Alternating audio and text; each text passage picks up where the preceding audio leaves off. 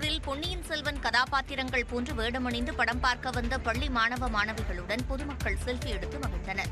கடந்த 28ஆம் தேதி வெளியான பொன்னியின் செல்வன் 2 திரைப்படம் ரசிகர்களிடையே நல்ல வரவேற்பை பெற்றுள்ளது. இந்நிலையில் திருவாரூரில் தனியார் பள்ளி மாணவ மாணவிகள் வந்தியத்தேவன், ஆதித்ய கரிகாலன், பூங்குழலி, குந்தவை, நந்தினி என பொன்னியின் செல்வன் கதாபாத்திரங்கள் போன்று வேடமணிந்து வந்து திரைப்படத்தை கண்டு ரசித்தனர்.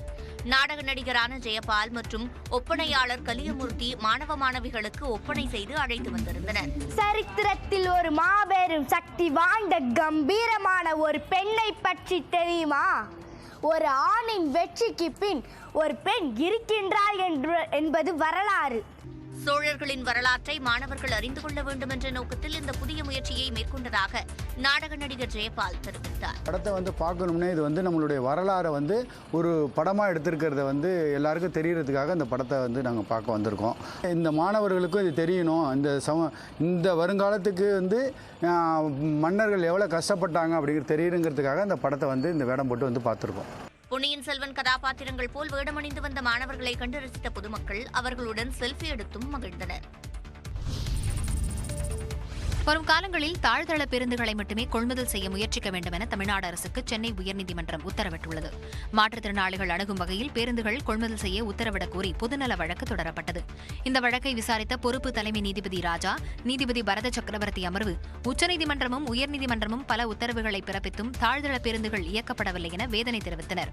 தற்போது கொள்முதல் செய்யப்பட உள்ள 499 தாழ்தள பேருந்துகள் இயக்கப்படவிருக்கும் நேரத்தை அறிந்து கொள்ளும் வகையில் செயலிகளை உருவாக்க உத்தரவிட்ட நீதிபதிகள் மாற்றுத்திறனாளிகள், கர்ப்பிணிகள் மற்றும் முதியோர் அணுகும் வகையில் பொது போக்குவரத்து இருக்க வேண்டும் என அறிவுறுத்தினர். தாழ்தள பேருந்துகளை இயக்கும் வகையில் சாலை மற்றும் வேகத்தடை ஆகியவற்றை அறிவியல் பூர்வமாக அமைக்க வேண்டும் என ஆணையிட்ட நீதிபதிகள் பேருந்து நிறுத்தங்களிலும் மாற்றம் கொண்டு வர வேண்டும் என குறிப்பிட்டனர். மேலும் மாற்றுத்திறனாளிகள் பேருந்தில் ஏறி இறங்க ஏதுவாக பொறுமையுடன் செயல்படும் வகையில் ஓட்டுநர்களுக்கு பயிற்சி அளிக்கவும் நீதிபதிகள் உத்தரவிட்டனர். சென்னையில் பரபரப்பாக காணப்படும் கோடம்பாக்கம் சாலையில் போக்குவரத்து மாற்றம் செய்யப்பட்டுள்ளது. மெட்ரோ ரயில் பணிகள் காரணமாக சென்னை கோடம்பாக்கம் முக்கிய சாலை ஒரு வழி பாதையாக மாற்றப்பட்டுள்ளது. கோடம்பாக்கம் மேம்பாலம் அருகே நடைபெறும் மெட்ரோ ரயில் பணிகளுக்காக NSK சாலையில் போக்குவரத்து மாற்றப்பட்டுள்ளது. அதன்படி வள்ளுவர் கோட்டத்திலிருந்து வடபழனி நோக்கி செல்லும் வாகனங்கள் மட்டும் மாற்றுப்பாதையில் திருப்பிவிடப்பட்டுள்ளன. கோடம்பாக்கம் மேம்பாலத்திலிருந்து இறங்கியவுடன் இடதுபுறமாக ரயில்வே ஸ்டேஷன் சாலையில் திரும்ப வேண்டும் என தெரிவிக்கப்பட்டுள்ளது. வடபழனியிலிருந்து கோடம்பாக்கம் வரும் வாகனங்கள் வழக்கம் போல் செல்ல அனுமதி வழங்கப்பட்டுள்ளது. போக்குவரத்து மாற்றம் மற்றும் எந்தெந்த வழிகளில் செல்லலாம் என்பது பற்றிய துண்டறிக்கைகளை வாகன ஓட்டிகளிடம் காவல்துறையினர் வழங்கினர். சோதனை அடிப்படையில் ஒரு வார காலத்திற்கு இந்த மாற்றம் அமலில் இருக்கும் எனவும், இதில் பிரச்சனை ஏற்படவில்லை என்றால் மெட்ரோ ரயில் பணிகள் முடியும் வரை இந்த போக்குவரத்து மாற்றம் தொடரும் என காவல்துறை தெரிவித்துள்ளது.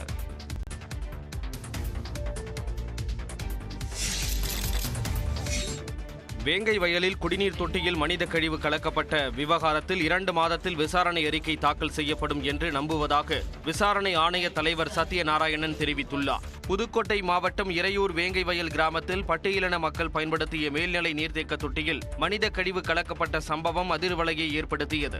இதுகுறித்து CBCID போலீசார் விசாரணை மேற்கொண்டு வருகின்றனர். இந்த விவகாரத்தில் ஓய்வு பெற்ற நீதிபதி சத்யநாராயணன் தலைமையில் ஒரு நபர் விசாரணை ஆணையம் அமைத்து உயர்நீதிமன்றம் உத்தரவிட்டதை அடுத்து வேங்கை வயலில் ஓய்வு பெற்ற நீதிபதி சத்யநாராயணன் ஆய்வு மேற்கொண்டார். செய்தியாளர்களுக்கு பேட்டியளித்த அவர் DNA பரிசோதனைக்கு பொதுமக்களை கட்டாயப்படுத்த முடியாது என தெரிவித்தார். உடனே என்னோட மனித உரிமை பாதிக்குதுன்னு சொல்லுவீங்க.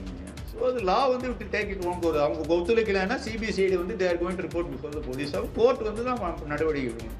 தொடர்ந்து புதுக்கோட்டை ஆட்சியர், மாவட்ட காவல் கண்காணிப்பாளர், CBCID DSP ஆகியோருடன் மாவட்ட ஆட்சியர் அலுவலகத்தில் சத்யநாராயணன் ஆலோசனை நடத்தினார்.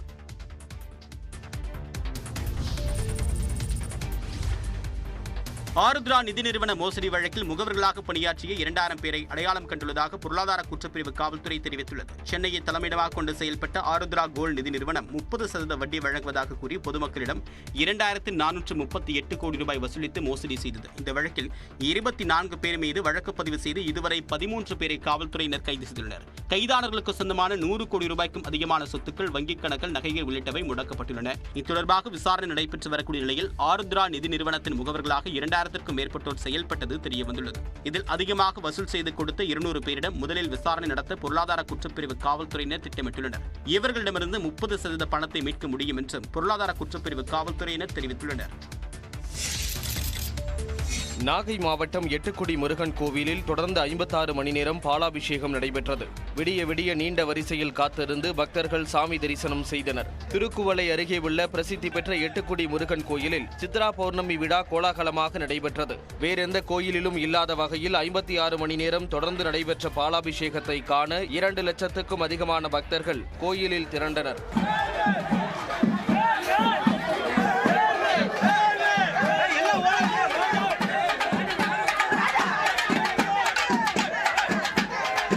பல்வேறு பகுதிகளில் இருந்தும் 30,000க்கும் மேற்பட்டோர் பால் காவடி எடுத்தனர்.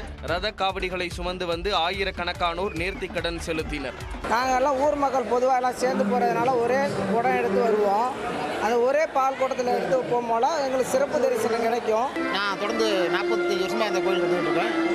நல்லா இந்த கோயிலுக்கு வர்றது ரொம்ப சிறப்பான விஷயம். விழாவை ஒட்டி டிஎஸ்பி பாலகிருஷ்ணன் தலைமையில் போலீசார் தீவிர பாதுகாப்பு பணியில் ஈடுபட்டனர்.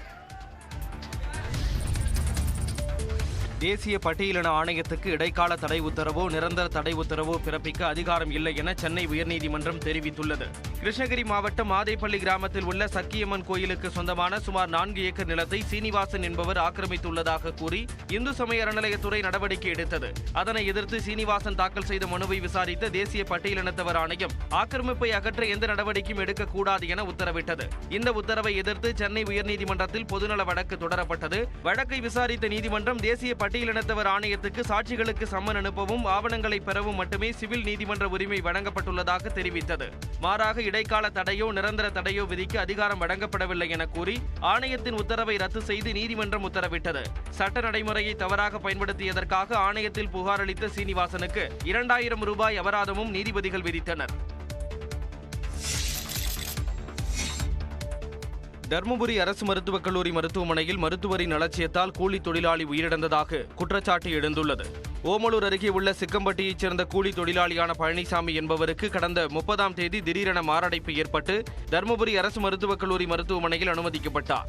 ஐசியு வார்டில் இருந்த அவருக்கு நேற்று முன்தினம் இரவு மூச்சு திணறல் ஏற்பட்டுள்ளது.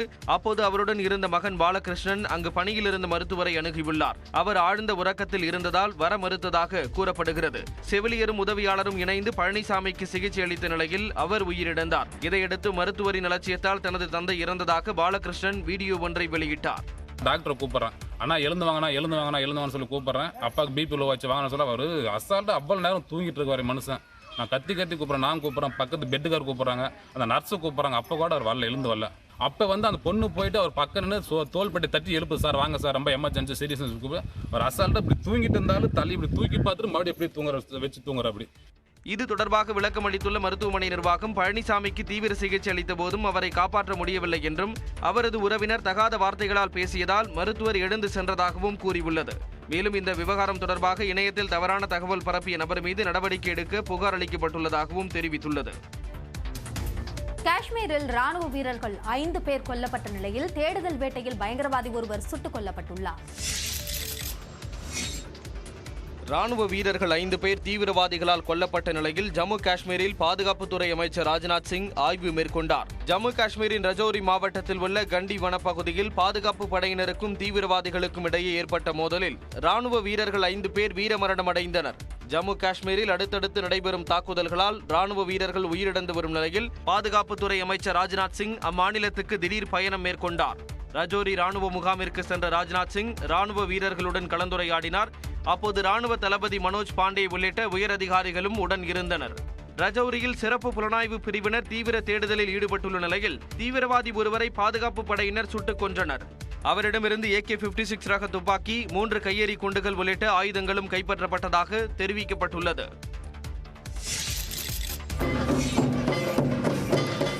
குடியரசுத் தலைவராக பொறுப்பேற்ற பிறகு முதன்முறையாக சொந்த ஊருக்கு சென்ற திரௌபதி முர்முவிற்கு உற்சாக வரவேற்பு அளிக்கப்பட்டது.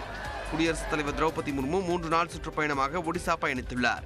இதன் ஒரு பகுதியாக அவரது சொந்த ஊரான மயூர்பஞ்ச் மாவட்டத்தில் உள்ள ராய்ரங்பூருக்கு திரௌபதி முர்மு சென்றார். அப்பகுதி மக்கள் அவருக்கு பாரம்பரிய முறையில் உற்சாக வரவேற்பு கொடுத்தனர்.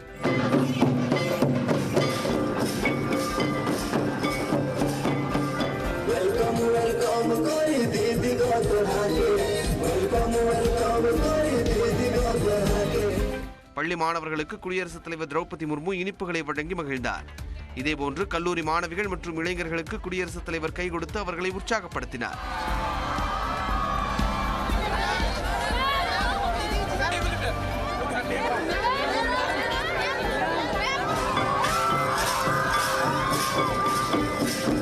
முன்னதாக ஒடிசாவில் உள்ள சிம்ப்ளிபால் புலிகள் சரணாலயத்தை குடியரசுத் தலைவர் திரௌபதி முர்மு பார்வையிட்டார்.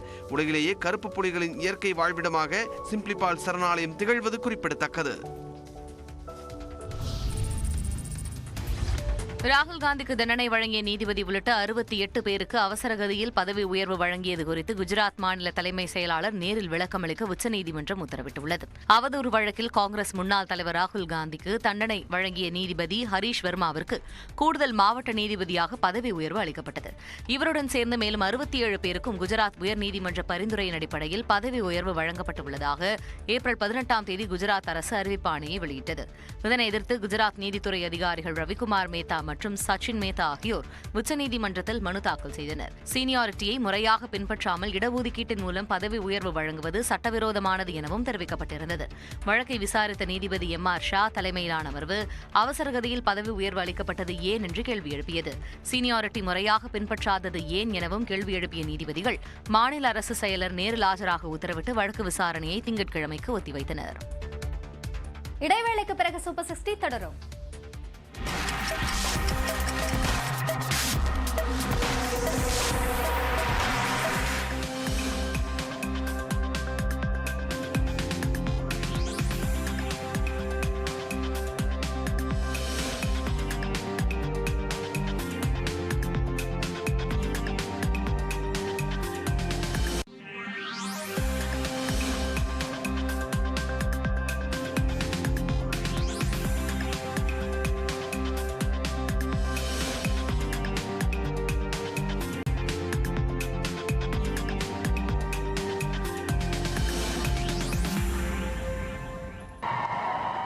முடிசூட்டு விழாவில் மன்னரின் 2வது மகன் ஹாரி மட்டும் பங்கேற்ற நிலையில் அவரது மனைவி மேகன் மார்க்கல் நிகழ்ச்சியை புறக்கணித்தார். இந்திய அரசின் சார்பில் குடியரசு துணைத் தலைவர் ஜெகதீப் தன்கர் பங்கேற்றார். மதுரை சித்திரை திருவிழாவின் ஒரு பகுதியாக மண்டூக முனிவருக்கு அழகர் சாப விமோசனம் அளிக்கும் நிகழ்வு நடைபெற்றது. கள்ளழகர் வைகை ஆற்றில் எழுந்தருளும் நிகழ்வு வெள்ளிக்கிழமை வெகு விமரிசையாக நடைபெற்றது. இதில் லட்சக்கணக்கானோர் பங்கேற்றனர்.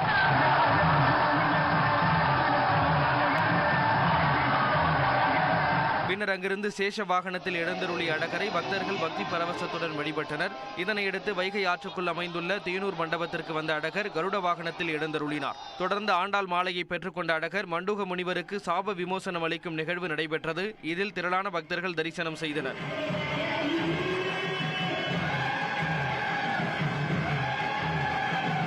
இரவில் மீண்டும் ராமராயர் மண்டகப்படிக்கு திரும்பும் அழகருக்கு இரவு 11 மணி முதல் விடிய விடிய தசாவதார நிகழ்ச்சி நடைபெறவுள்ளது. உப்பள தொழிலாளர்களுக்கு தனி நலவாரியம் அமைத்து தமிழ்நாடு அரசு அரசாணை வெளியிட்டுள்ளது. அதன்படி 9809 உப்பள தொழிலாளர்களை கொண்டு இந்த வாரியம் செயல்படும் என அறிவிக்கப்பட்டுள்ளது. நலவாரியத்தில் உப்பள தொழிலாளர்கள் இலவசமாக பதிவு செய்து கொள்ளலாம் எனவும் மற்ற அனைத்து அமைப்புசாரா தொழிலாளர் நலவாரியங்களின் உறுப்பினர்களுக்கு வழங்கப்படும் நலத்திட்டங்கள் உப்பள தொழிலாளர்களுக்கும் விரிவுபடுத்தப்படும் என அரசாணையில் கூறப்பட்டுள்ளது. இதையடுத்து தூத்துக்குடியில் உப்பள தொழிலாளர்கள் இனிப்பு வழங்கியும் பட்டாசு வெடித்தும் கொண்டாடினர்.